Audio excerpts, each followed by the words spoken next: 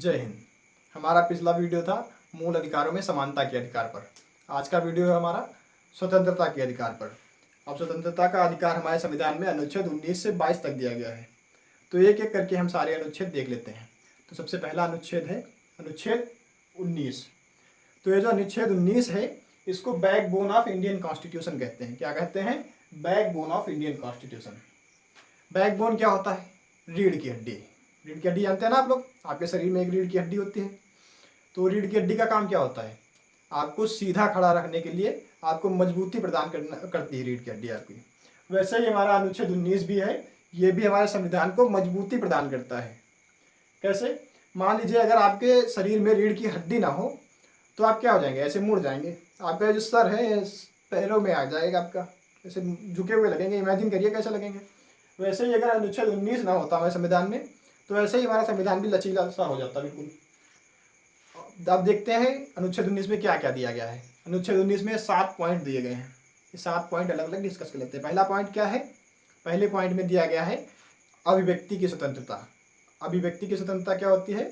अभिव्यक्ति की स्वतंत्रता मतलब बोलने का अधिकार। आपको कुछ भी बोलने का अधिकार प्राप्त है। किसके तहत? संविधान के अनुच्छेद 19 के तहत। क्या है? आपको कुछ भी बोलने का अधिकार प्राप्त है। देखिए कैसे।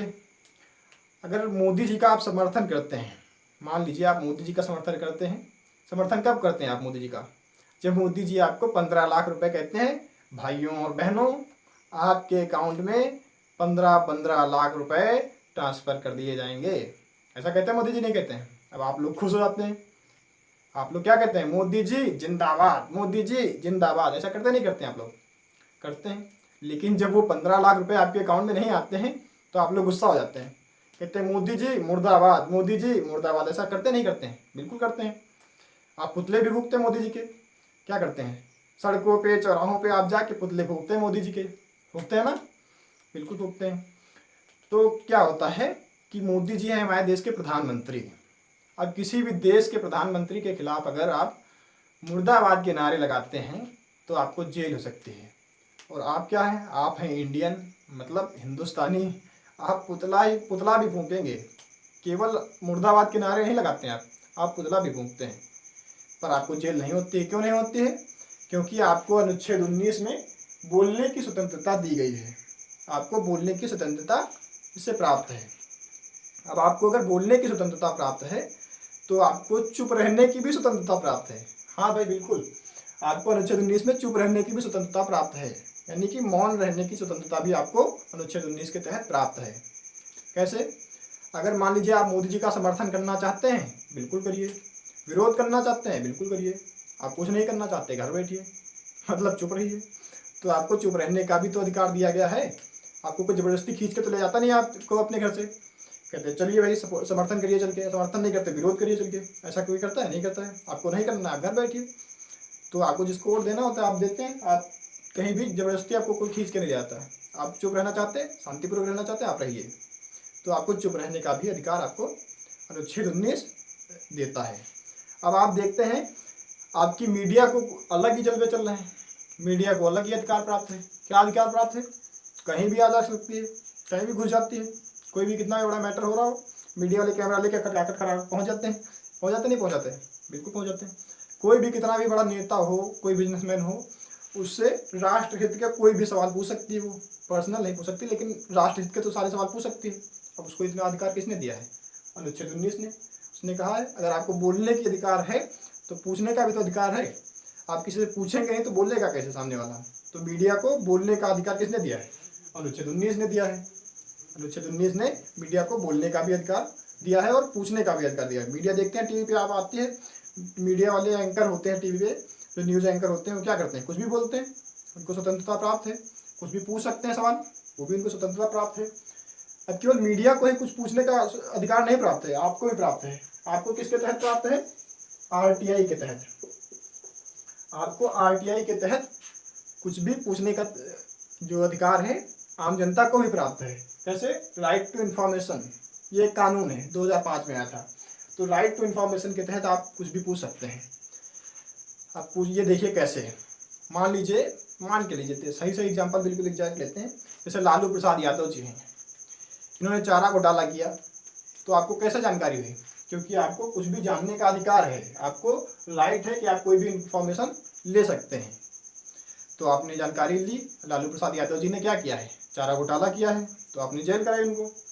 तो कैसे मालूम है? क्योंकि आपको राइट टू इन्फॉर्मेशन है, यानी कि कुछ भी जानने का अधिकार दिया गया है। किसमें? संविधान के अनुच्छेद 19 में।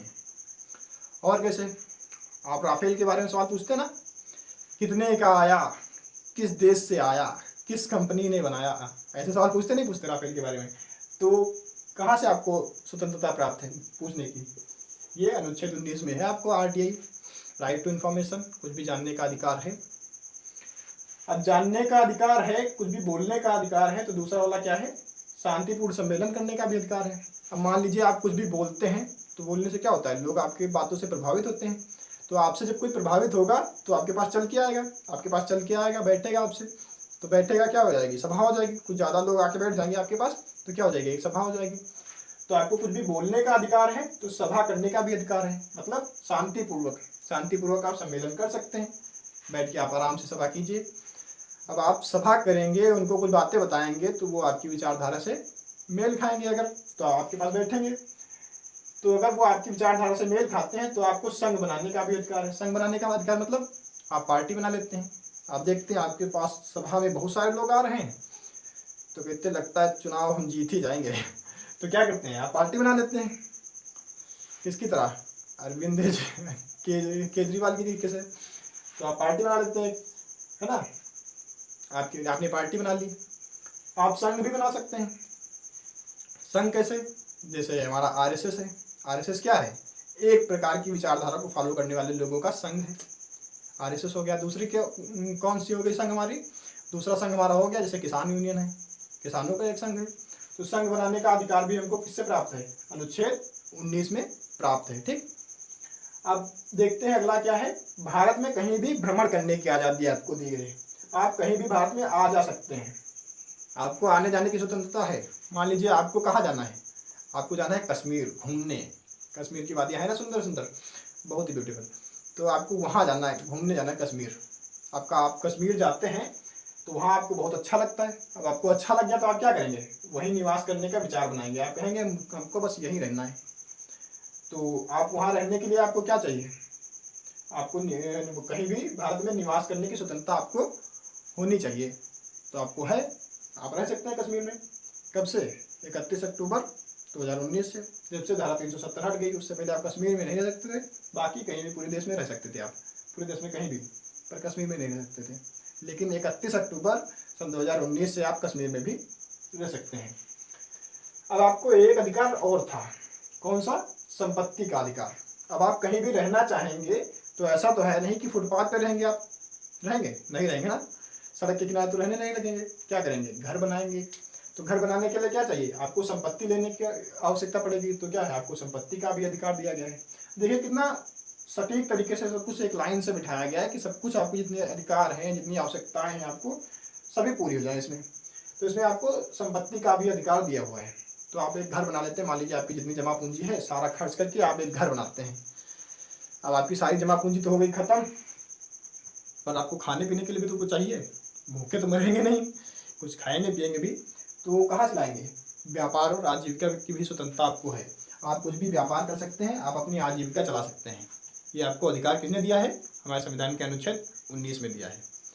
पर इसका मतलब ये नहीं है, व्यापार करने का अगर आपको अधिकार है, आजीविका चलाने का अधिकार है, तो आप ये नहीं कर सकते कि आप अफीम की खेती करेंगे, कहेंगे मुझे तो आजीविका चलाने का अधिकार है, हम कुछ भी करेंगे। तो ऐसा नहीं है। आप कहेंगे हमें व्यापार करने की स्वतंत्रता है तो हम ड्रग्स बेचेंगे, ऐसा नहीं है।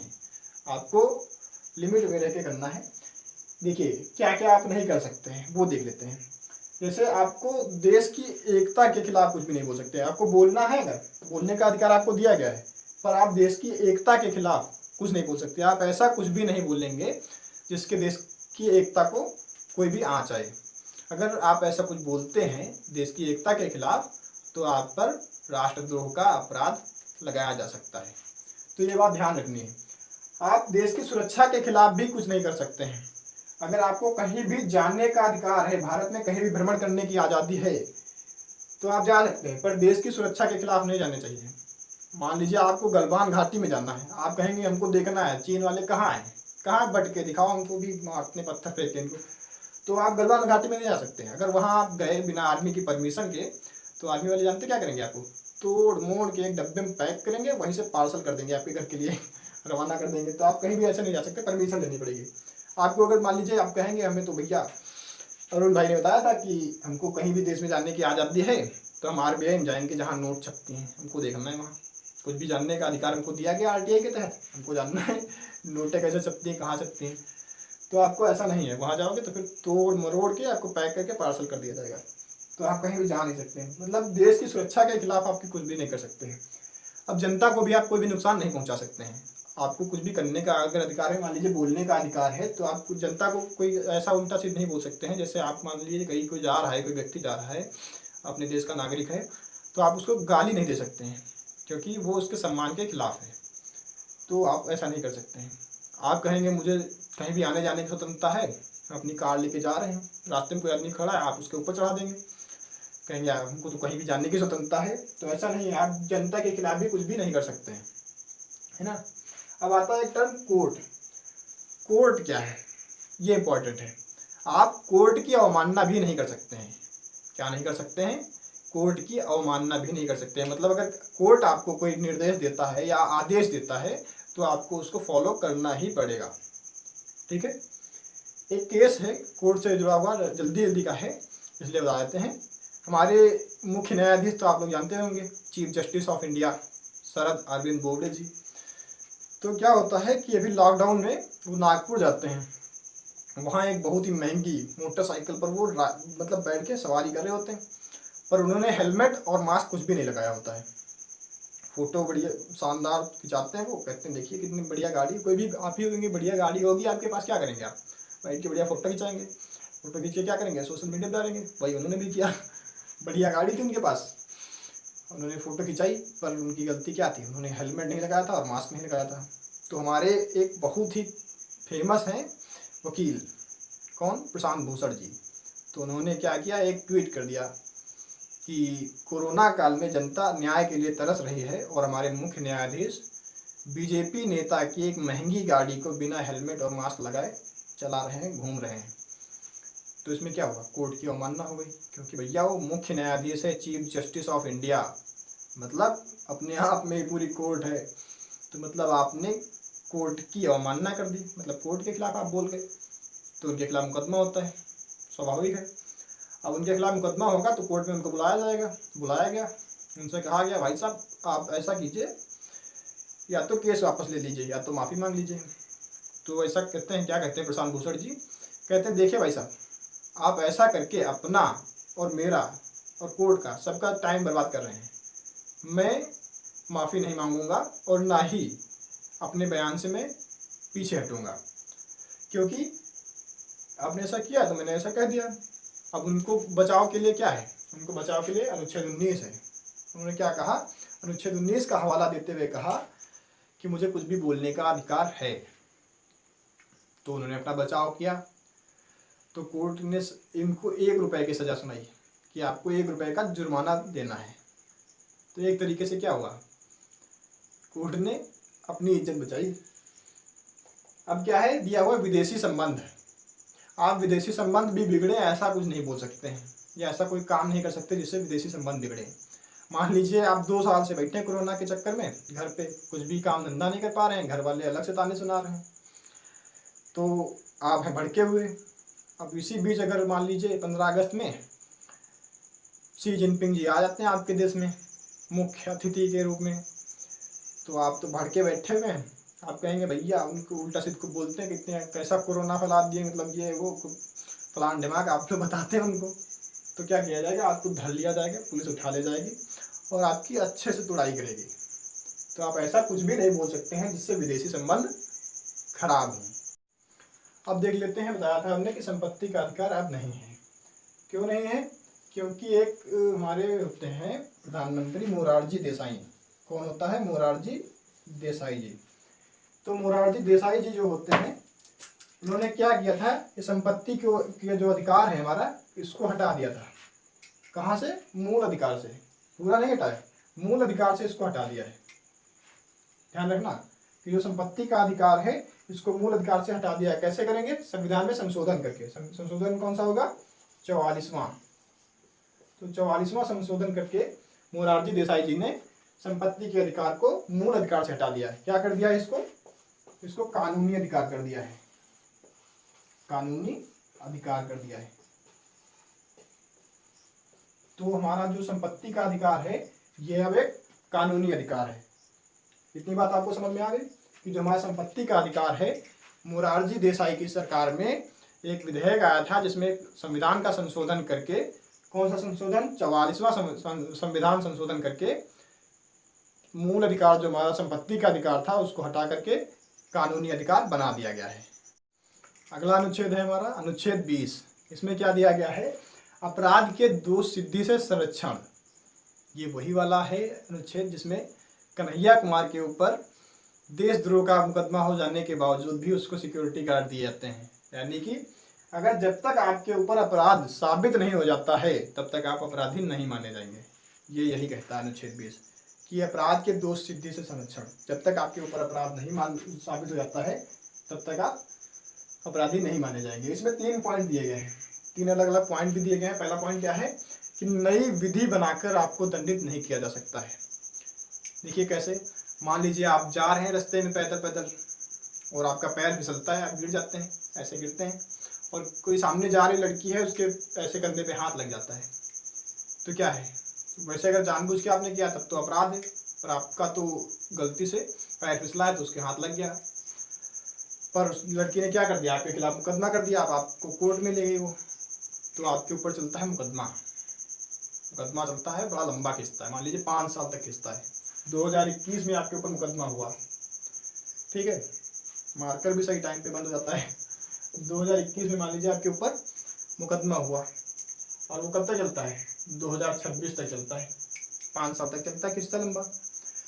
आपके ऊपर जब 2021 में तो ऐसा कोई प्रावधान है नहीं कि धोखे से अगर किसी लड़की को गलती से हाथ लग जाए तो आपको कोई सजा दी जाए, पर मान लेते हैं इसी बीच 2024 में कोई एक ऐसा कानून बन जाता है। क्या होता है कि 2024 में ऐसा कोई कानून बन जाता है जिसमें अगर गलती से भी किसी लड़की को हाथ लग गया है तो आपको 2 साल की सजा दी जाएगी। ये बीच में मान लेते बना दिया गया ऐसा कोई कानून, और आपके ऊपर अपराध कब साबित हुआ? 2026 में, और आपने अपराध किया तो कब था? 2021 में।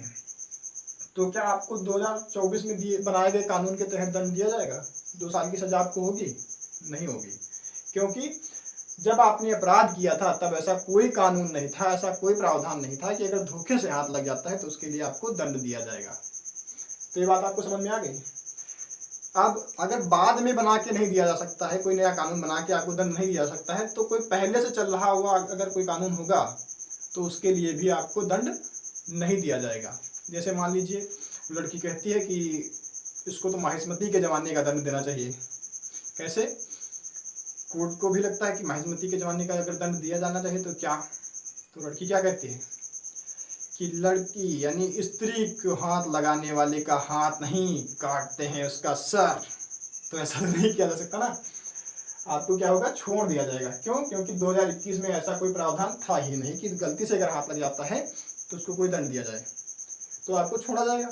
हमें स्त्रियों का सम्मान करना चाहिए। जिस प्रकार से हम अपने घर की स्त्रियों का सम्मान करते हैं उसी प्रकार से सड़क पे चलती है किसी भी स्त्री का, किसी भी लड़की का सम्मान करना भी हमारा कर्तव्य है।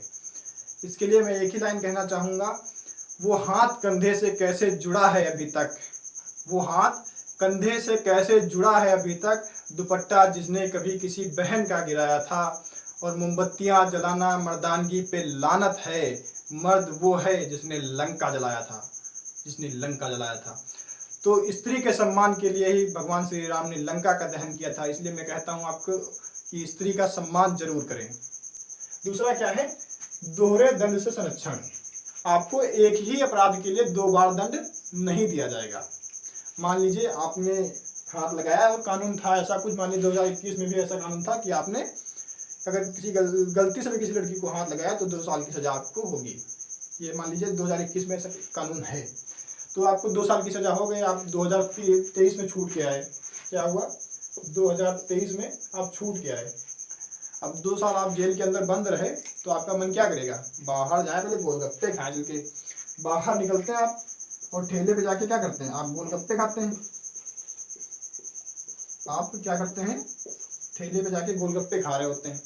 पीछे से पुलिस वाले देख लेते हैं, अरे ये तो वही वाला लड़का है जिसने हाथ लगाया था लड़की को, चलो पकड़ो इसको, फिर से रखो जेल में।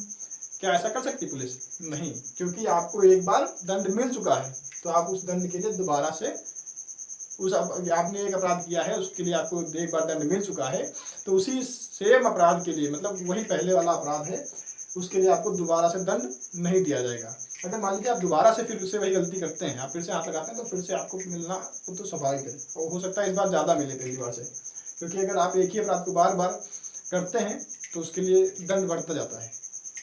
तो आपको क्या है, दोहरे दंड से संरक्षण है। आपको अगर एक अपराध के लिए एक बार दंड मिल चुका है तो दोबारा से उसके लिए आपको दंड नहीं दिया जाएगा। तीसरा पॉइंट क्या कहता है, खुद के खिलाफ गवाही देने से संरक्षण। अब आपको खुद के खिलाफ गवाही नहीं मानी जाएगी। मान लीजिए आपने खुद के खिलाफ गवाही दी तो नहीं मानी जाएगी। कैसे? एक केस था अभी दिल्ली का एक कॉलेज है रेयान इंटरनेशनल स्कूल, उसमें क्या था, एक लड़के का मर्डर हो जाता है। तो कंडक्टर जो होता है वो कहता है ये मर्डर मैंने किया है, पर कोर्ट नहीं मानती। कोर्ट कहती है आप साबित करिए, आपने अगर मर्डर किया है तो आप साबित करिए, आपकी गवाही नहीं मानी जाएगी। क्योंकि कोर्ट को पता है कि पुलिस अगर चाह जाए ना, तो आपने अगर अपराध नहीं किया है तब भी आपको कबुलवा लेगी, आप इतना ज़्यादा तोड़ेगी आपको कि आपको खुद ही कहना होगा यार चलो इससे अच्छा जेल ही काट लेते हैं, मार ना खाएं यार, बचें इनसे, पुलिस वालों से। इतना वो तोड़ सकती है आपको। इसलिए कोर्ट को पता है कि अगर पुलिस आपको तोड़ती है, पुलिस के सामने आप कोई भी बयान देते हैं तो मान्य नहीं होगा।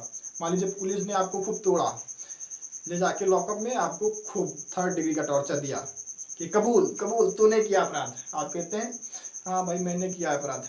अब पुलिस खुश है कि चलो भाई इसने अपराध कबूल कर लिया, झंझट खत्म। आप कोर्ट में जाते हैं, जज साहब पूछते हैं आपसे क्या तुमने अपराध किया है, आप पलट जाइए कि मैंने अपराध नहीं किया है, तो आपने जो कोर्ट में कहा है वो माना जाएगा। पुलिस के सामने कहा हुआ बयान, कबूला हुआ बयान नहीं माना जाएगा। ठीक, तो वही इसमें भी होता है। अब इसमें क्या होता है, जो कंडक्टर होता है वो क्या कहता है, कोर्ट में मान लेता है, कहता है कि हाँ मैंने मर्डर किया है, पर कोर्ट कहती है साबित करो। आपकी गवाही आपके खिलाफ भी नहीं मानी जाएगी। यानी कि खुद के खिलाफ गवाही देने से के लिए बाध्य नहीं किया जा सकता, या खुद की गवाही मानी भी नहीं जाएगी। आपको अगर आपने मर्डर किया तो आपको साबित करना होगा कि ये रहा चाकू, ये रहा टाइम, कि इस टाइम पे मैं वहाँ गया, ये सीसीटीवी फुटेज मैं गया, ऐसे मैंने मारा, ये सब आपको साबित करना पड़ेगा। तो ऐसा वो नहीं कर पाता है। फिर जब छानबीन होती है तो पता चलता है कि जो जिसका मर्डर हुआ है उसका मर्डर कंडक्टर ने नहीं, 12th क्लास के एक लड़के ने किया है, जिसके माता पिता बहुत ही अमीर थे। और कंडक्टर को क्या करते हैं, 2 करोड़ रुपए का, कितना, 2 करोड़ रुपए का ऑफर देते हैं कि अगर तुम ये अपराध अपने ऊपर ले लेते हो तो आपके परिवार वालों को 2 करोड़ रुपए दे दिए जाएंगे। तो कंडक्टर सोचता है यार अगर मैं जिंदगी भर भी कमाऊंगा ना तो भी 2 करोड़ रुपए नहीं कमा पाऊंगा। तो सोचता चलिए 10 साल की सजा अगर मान लीजिए मिलती है, मैंने अपराध कबूला है तो उसके 10 साल की अगर सजा मिलती है तो मैं भुगत लूंगा, 10 साल के बाद आके ऐश करूंगा। पर क्या होता है, उसको पता चल जाता है, इसलिए कंडक्टर को कोई सजा नहीं मिलती है, जिसने अपराध किया है उस लड़के को दंड दिया जाता है। तो यही था इसमें बताया गया है कि अपराध के लिए दोष सिद्धि से संरक्षण भी आपको हमारे संविधान में मिलता है। अब बात करते हैं अनुच्छेद 21 की।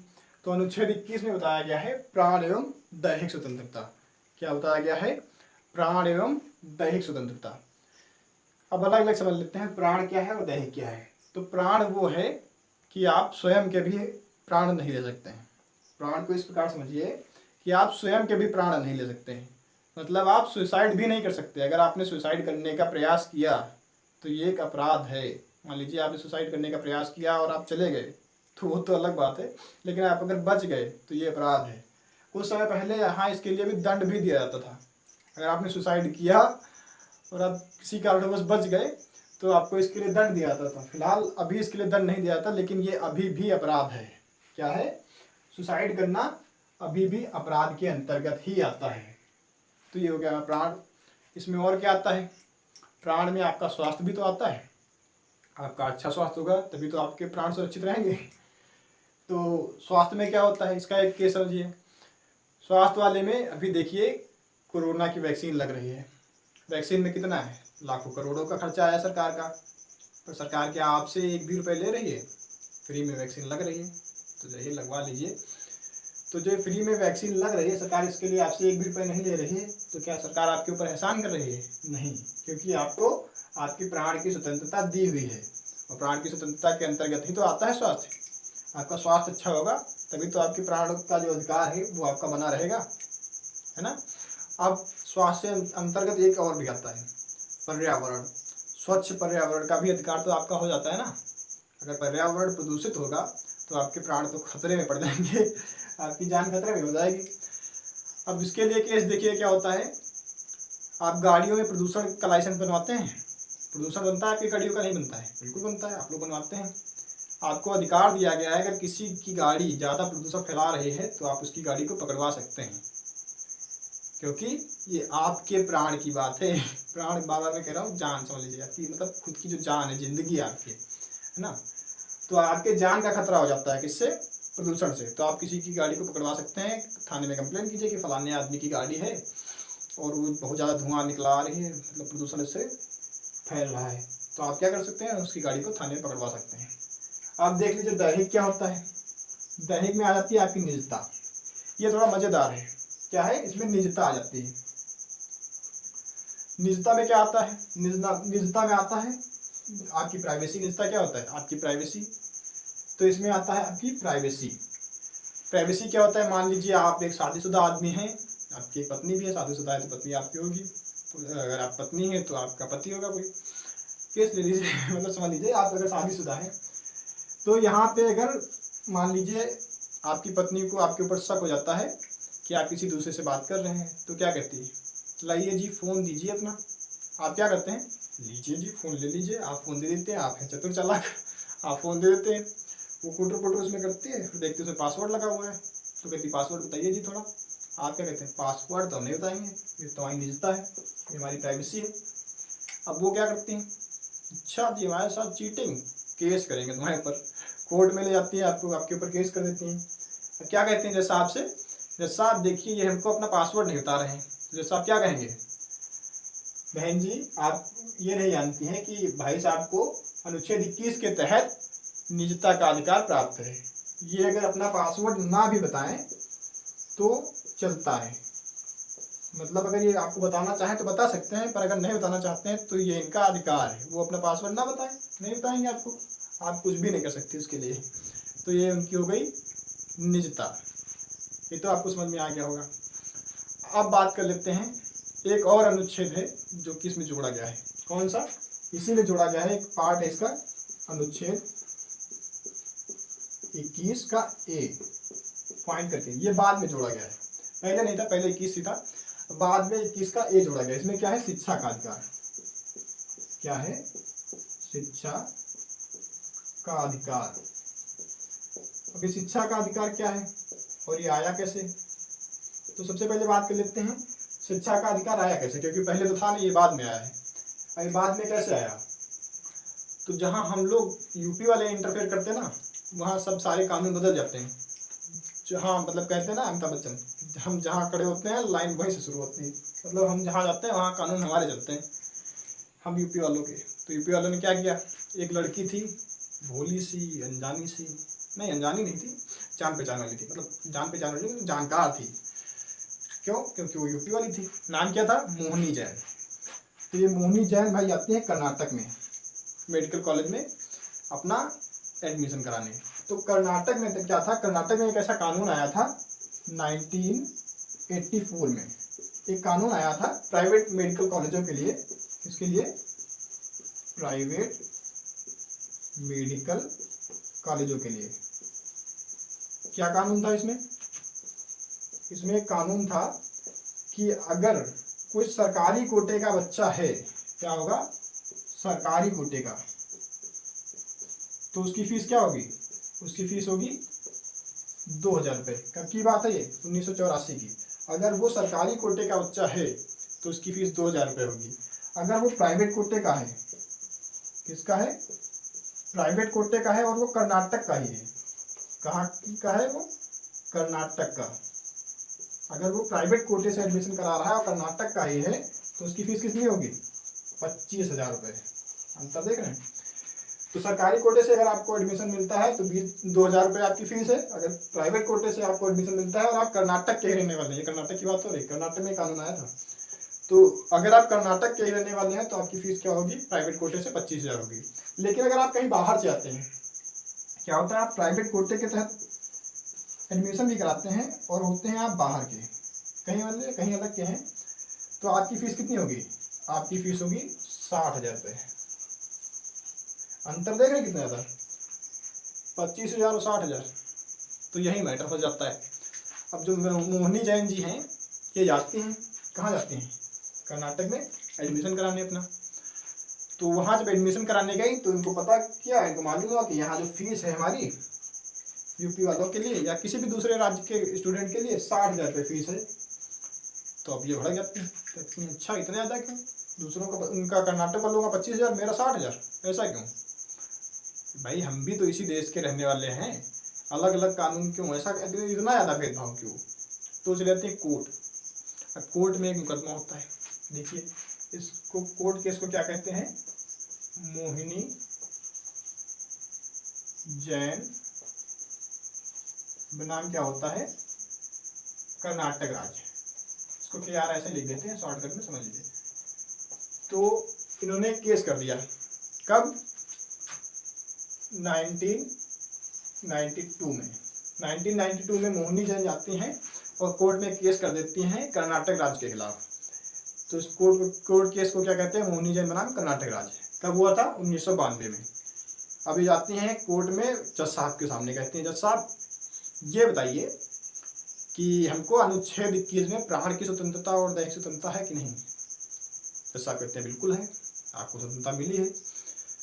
तो कहते हैं इसमें बताइए आप, जीने का अधिकार जो इसमें दिया है, प्राण का मतलब जीने का अधिकार, तो जो जीने का अधिकार इसमें दिया हुआ है, इसके तहत सम्मान के साथ जीना है कि नहीं, जो हमको जीने का अधिकार है इसके अंतर्गत सम्मान के साथ जीना आता है या नहीं आता है। तो जज साहब कहते हैं बिल्कुल आता है, लिखा नहीं है पर इसके अंतर्गत ही माना जाता है, आपको सम्मान के साथ जीने का अधिकार है। तो अब वो यहाँ पे एक स्टोरी सुनाती हैं मोहिनी जैन, क्या कहती हैं, जज साहब सुनिए मेरी कहानी सुनिए। कहानी क्या सुनाती हैं, कहते हैं बताइए जज साहब, जब कोई नॉर्मल व्यक्ति जाता है गोलगप्पे खाने, मान लीजिए गोलगप्पे का ले लीजिए, अच्छा, तो गोलगप्पे खाने जाता है तो गोलगप्पे वाले से क्या कहता है, ओए एक गोलगप्पा देना, ओए जल्दी करना, ओ इधर देख, इधर जल्दी कर मेरे को दे पहले पहले, ऐसे करते हैं। वो ये करके बात करते हैं, अब ये करके बात करते हैं, ऐसे मतलब अपमानजनक शब्दों का उपयोग करके उससे बात करते हैं। लेकिन वहीं पे अगर कोई IAS मान लीजिए आ जाए, मान लीजिए आपके जिलाधिकारी आ जाए, तो क्या कहते हैं, आइए सर सर सर सर आइए सर, बैठिए सर, कुर्सी बैठिए सर, ये वाली कुर्सी लीजिए सर, सर सर प्लीज़ बैठिए, यहाँ बैठिए सर। क्या करते हैं, सर रुकिए 1 मिनट रुकिए, इसको फूंक देते हैं, ऐसे फूंकते हैं, आप साफ करते हैं ना, कि सर आप बैठ जाइए। अब इतना भेदभाव क्यों, जो IAS हैं इनके साथ में आपने सर सर करके इतना सम्मान दिया, कुर्सी बिठाया, और जो ये गोलगप्पे वाला था उसके सामने आपने क्या किया, इतना ज़्यादा बदसलूकी की, क्यों, क्योंकि उसके पास शिक्षा का अभाव था और यहाँ पे शिक्षा का प्रभाव था। तो आपको सम्मान कहाँ मिल रहा है, हमारे पास शिक्षा हो रही है, मतलब अगर आप शिक्षित हैं तभी आपको सम्मान मिलता है समाज में, है बात सही कि नहीं। तो साहब कहते हैं बिल्कुल सही है। तो कहते हैं शिक्षा इतनी महंगी हो गई है, जब हमको शिक्षा मिलेगी ही नहीं, हमको सम्मान कहाँ से मिलेगा, और अगर हमको सम्मान नहीं मिलेगा तो हमारे तो अनुच्छेद 21 का उल्लंघन हो रहा है, हमको हमारा अधिकार नहीं मिल रहा है फिर, और अधिकार दिलाना तो सुप्रीम कोर्ट का अधिकार है, मतलब सुप्रीम कोर्ट का कर्तव्य है ये अधिकार दिलाना आम नागरिक को, क्योंकि बताया गया पिछली वाली वीडियो में हमने बताया है कि सुप्रीम कोर्ट क्या है, हमारे अधिकारों का, मूल अधिकारों का रक्षक है, और सुप्रीम कोर्ट कहता है सही बात है बिल्कुल। अब यहाँ पे क्या कहते हैं सुप्रीम कोर्ट, क्या कहते हैं, जा बेटी जी लो अपनी जिंदगी, फीस क्या कर देंगे, फीस कर देंगे फ्री, जा बेटी जी लो अपनी जिंदगी, पूरे देश में फीस फ्री। अब यहाँ पे गड़बड़ हो जाता है, 1 साल बाद क्या होता है, एक केस आता है उन्नी कृष्णन, क्या होता है, उन्नी कृष्णन बनाम आंध्र प्रदेश राज्य। अब इन्होंने क्या किया, इन्होंने कहा, जब ये गए, कब गए, 1993 में।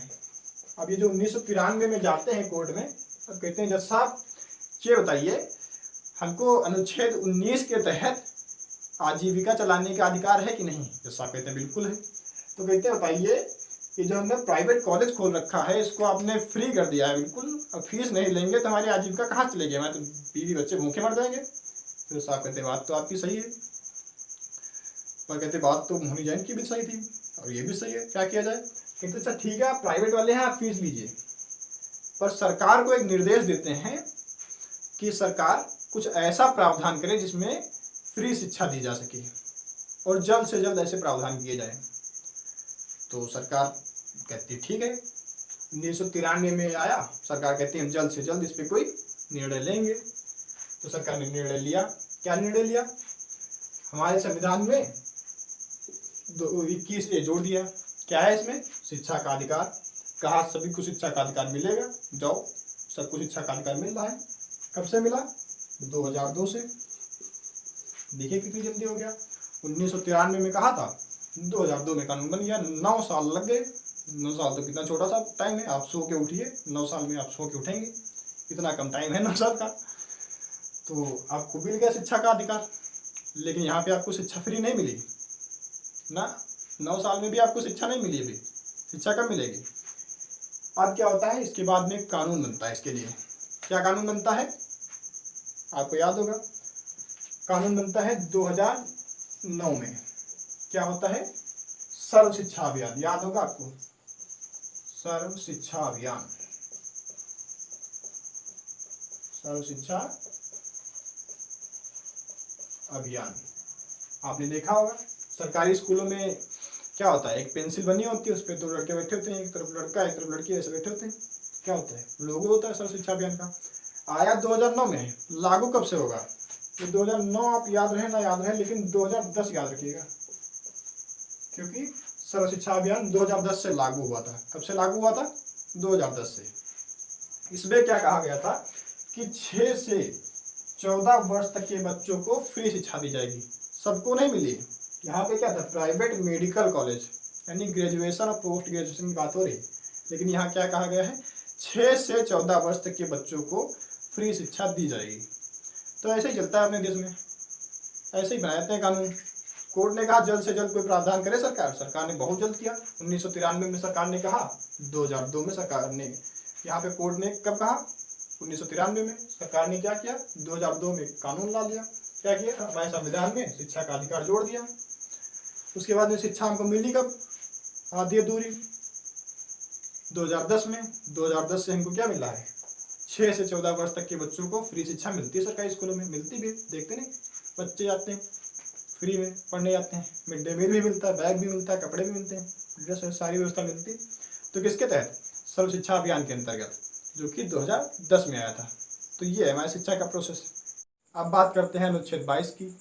तो अनुच्छेद 22 में क्या कहा गया है कि कुछ दशाओं में गिरफ्तारी व निवारक निरोध से संरक्षण।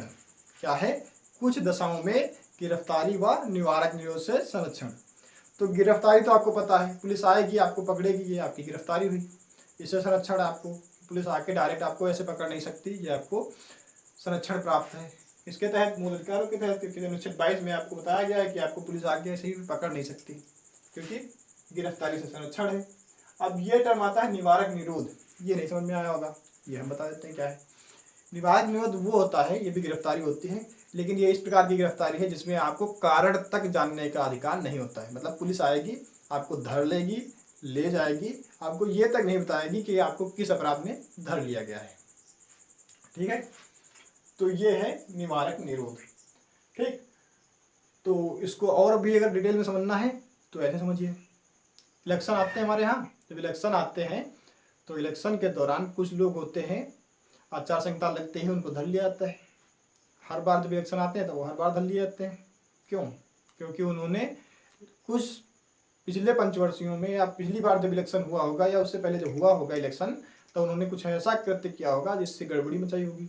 इसलिए जो सरकार है, पुलिस है, वो शक के बिना पर गिरफ्तारी करती है। निवारक निरोध मतलब शक के बिना पर, अगर पुलिस को शक है कि ये आदमी गड़बड़ करेगा किसी इवेंट पे, तो शक के आधार पर ही पुलिस उसको गिरफ्तार कर सकती है। मान लीजिए होली में कुछ लोग होते हैं ना दंगा करने वाले, तो देखते हैं होली का पीरियड आता है और कुछ लोगों को पुलिस उठा ले जाती है। क्यों, क्योंकि उनको पुलिस को शक है कि होली के पीरियड में ये लोग दंगा करेंगे ही करेंगे। तो क्या होता है, निवारक निरोध यही होता है कि आपको कोई कारण नहीं बताया जाएगा, बस आपको ले जाएगी पुलिस, रख लेगी जेल में। तो ये होता है निवारक निरोध। अब इसी से संरक्षण आपको प्राप्त है कि आपके साथ ऐसा ना हो, इसलिए आपको क्या संरक्षण दिया गया है, संरक्षण दिया गया है, आपको गिरफ्तारी का कारण पूछने का अधिकार है। मतलब आपको निवारक निरोध नहीं होगा। मतलब आप अगर अपना कारण जानना चाहते हैं कि किस वजह से हमको गिरफ्तार किया जा रहा है, तो आप पूछ सकते हैं। मतलब पुलिस वाले आए, भैया कहें चलिए चलिए बैठिए गाड़ी में, बैठिए जल्दी चलिए, तो आप पूछें सर ये तो बता दीजिए कम से कम किस कारण से मुझे, मैंने मेरा अपराध क्या सर ये तो बताइए। तो आपको ऐसे मतलब थोड़ा आराम से पूछेंगे तो आपको हो सकता है चाटा हटाना पड़े, वरना पुलिस वाले लेकर आते बहुत हैं। तो आप पूछ सकते हैं कि मेरा अपराध क्या है, किस अपराध में मुझको आप ले जा रहे हैं। तो ये आपको किसके अंतर्गत मिला है, अनुच्छेद 22 का पॉइंट नंबर 1 के अंतर्गत। अब इसमें क्या है, आपको अपनी पसंद का वकील भी चुनने का अधिकार दिया गया है। आप जिसको चाहते हैं उसको आप वकील ले लीजिए। आप चाहते हैं प्रशांत भूषण सर को ले लीजिए, पढ़े नहीं है पर ध्यान रखना, पर बहुत अच्छे आदमी प्रशांत भूषण सर। आप मतलब कोई भी वकील कर सकते हैं, आप अपनी पसंद का कोई वकील कर सकते हैं जिसको आप अफोर्ड कर सकते हैं, मतलब जिसको आप अपनी फीस दे, उसकी फीस दे सकते हैं, उतना ही रखिएगा। तो आपको गिरफ्तारी का कारण पूछने का भी अधिकार है और अपनी पसंद का वकील भी चुनने का अधिकार है। और क्या है, पॉइंट नंबर 2 में बताया गया है कि अगर आपको गिरफ्तार किया जाता है तो 24 घंटे के अंदर आपको न्यायालय में पेश किया जाएगा। मतलब मजिस्ट्रेट के सामने आपको 24 घंटे के अंदर पेश किया जाएगा। मान लीजिए पुलिस आपको उठा के ले जाती है और थाने में बिठा देती है 2-4 दिन, खूब तुड़ाई करती है, या किसी कारणवश मान लीजिए आपसे कुछ कबुलवाना चाहती है, आपकी तुड़ाई करती है, तो आपके पास ये अधिकार है कि पुलिस अपने पास नहीं रख सकती। पुलिस को क्या होगा, 24 घंटे के अंदर किसके सामने, न्यायालय में मजिस्ट्रेट के सामने पेश करना होगा। ये आपका अधिकार है। तो मान लीजिए आपके ऊपर कोई केस चलता है तो पहले शुरुआती 15 दिन तो आप पुलिस की हिरासत में रहेंगे। पुलिस इसमें आपके साथ तुड़ाई फुड़ाई कर सकती है। मान लीजिए आपके ऊपर 3rd डिग्री लगाया, कुछ भी करे आपके पास, मारपीट करके, जैसे फिलहाल मारपीट करना ये है नहीं, अलाउ नहीं है, पर मारपीट करके आपसे पूछ सकती है कुछ भी, जैसे चाहे 3rd डिग्री लगा के। तो 15 दिन तक तो वो कर सकती है। 15 दिन में आपके शरीर का कोना कोना कबूल देगा कि हाँ आपने अपराध किया है। मान लीजिए बाई चांस आप मजबूत हैं, आपने को अच्छी मालिश करवाई है, तो आप नहीं कबूलते हैं। 15 दिन के बाद में आपको न्यायिक हिरासत में भेज दिया जाता है। मतलब 15 दिन के बाद में आपको मारपीट खाने से फुर्सत मिल गई। मतलब यहाँ पे न्यायिक हिरासत में आपको कोई मार नहीं सकता, हाथ नहीं लगा सकता। जितनी तुड़ाई होनी थी आपकी यहाँ हो गई, पुलिस ने आपकी तुड़ाई कर ली यहाँ पे 15 दिन में। अब 75 दिन तक आप न्यायिक हिरासत में रह सकते हैं। आपके ऊपर केस चलता रहेगा, जांच होती रहेगी, पुलिस जांच करती रहेगी कि आपने अपराध किया है या नहीं किया है, ये सब चल रहा है बैक एंड पे। लेकिन आप यहाँ पे हिरासत में है, न्यायिक हिरासत में, आराम से रहिए यहाँ पे, कोई दिक्कत नहीं। अब टोटल कितने दिन हो गए, 15 दिन और 75 दिन, टोटल कितने हो गए, 90 दिन। मान लीजिए 90 दिन तक कार्रवाई चलती रही और आपके खिलाफ कोई भी सबूत नहीं मिलता है, तो क्या कर दिया जाएगा, आपको 90 दिन के बाद बेल दे दी जाएगी। क्या होगा, बेल दे दी जाएगी। पर इस बेल का मतलब ये नहीं है कि आपको मुक्ति मिल गई ना, आपके खिलाफ केस अभी भी चल रहा है, जांच अभी भी हो रही है। पर क्या है, 90 दिन हो गए, यानी कि 3 महीना बीत चुके हैं और आपके खिलाफ कोई सबूत नहीं मिला है, तो चांसेस है कि आप निर्दोष हैं, इसलिए आपको छोड़ दिया जाता है। पर आपके पीछे केस चलता रहता है ना, तो ये केस चलता रहेगा, ये आपका अधिकार है। क्या है कि 24 घंटे के अंदर न्यायाधीश के सामने यानी मजिस्ट्रेट के सामने आपको पेश किया जाए। तीसरा पॉइंट क्या कहता है, निवारक निरोध। तो निवारक निरोध तो आप समझ ही चुके हैं कि आपको बताया नहीं जाएगा, आपको क्या किया जाएगा, शक के आधार पर भी गिरफ्तार किया जा सकता है।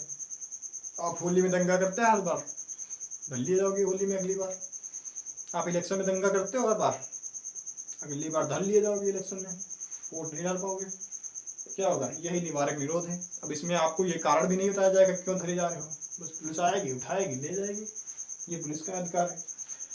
चौथा पॉइंट क्या कहता है, शत्रु देश के नागरिक, अगर कोई शत्रु देश का नागरिक है, मतलब अपराध करने, मान लीजिए कोई ऐसा देश है जो हमारा शत्रु है, उसके साथ हमारा युद्ध चल रहा है, उस देश का नागरिक हमारे देश में घुस आता है अवैध तरीके से, तो क्या है, उसको अगर गिरफ्तार किया जाता है तो उसको भी यही वाला लगेगा, निवारक निरोध। मतलब उसको भी बताया नहीं जाएगा क्यों धरे जा रहे हो, उसका भी ये वाला नहीं मिलेगा, उसको गिरफ्तारी का कारण नहीं पूछ सकता वो। दूसरा क्या है, निवारक निरोध के तहत धरा गया अगर आदमी कोई, धरा गया मतलब पकड़ा गया। तो अगर निवारक निरोध के तहत अगर कोई आदमी पकड़ा जाता है तो उसको क्या होता है, अनुच्छेद 22 का पॉइंट नंबर 1 यानी कि ये वाला, और अनुच्छेद 22 का पॉइंट नंबर 2 यानी कि ये वाला, ये नहीं मिलता है। क्या नहीं मिलता है? अगर शत्रु देश का कोई नागरिक है या फिर निवारक निरोध के तहत गिरफ्तार किया गया कोई व्यक्ति है तो उसको क्या नहीं मिलेगा, गिरफ्तारी का कारण पूछने का अधिकार नहीं है, अपने पसंद का वकील चुनने का अधिकार भी नहीं है। और दूसरा पॉइंट क्या है, 24 घंटे के अंदर न्यायालय में पेश किया जाए ये भी जरूरी नहीं है। थोड़ा ही पुलिस कितना करना चाहे उतना कर सकती है, तो ये पुलिस के ऊपर डिपेंड करता है। तो क्या होता है, चौथे पॉइंट में क्या दिया गया है कि अगर कोई निवारक निरोध के तहत गिरफ्तार किया गया है या फिर कोई शत्रु देश का नागरिक है तो उसको अनुच्छेद 22 का पॉइंट नंबर 1 और पॉइंट नंबर 2 में जो अधिकार लिखे गए हैं वो अधिकार नहीं मिलते हैं। अगर आपने हमारी वीडियो ध्यान से देखी होगी तो आप इस क्वेश्चन का आंसर जरूर दे सकते हैं। क्या है क्वेश्चन हमारा आज का, मोहिनी जैन का केस किससे संबंधित है, ये आपको बताना है। 4 ऑप्शन है आपके पास। पहला ऑप्शन है शिक्षा का अधिकार, दूसरा ऑप्शन है बोलने का अधिकार, तीसरा ऑप्शन है कहीं भी आने जाने या निवास करने का अधिकार, चौथा ऑप्शन है पढ़ने की स्वतंत्रता। तो इनमें से बताना है कि आपको मोहिनी जैन का केस किस प्रकार के अधिकार से संबंधित है, ये आपको बताना है। कमेंट बॉक्स में आप लोग आंसर कर सकते हैं। जय हिंद।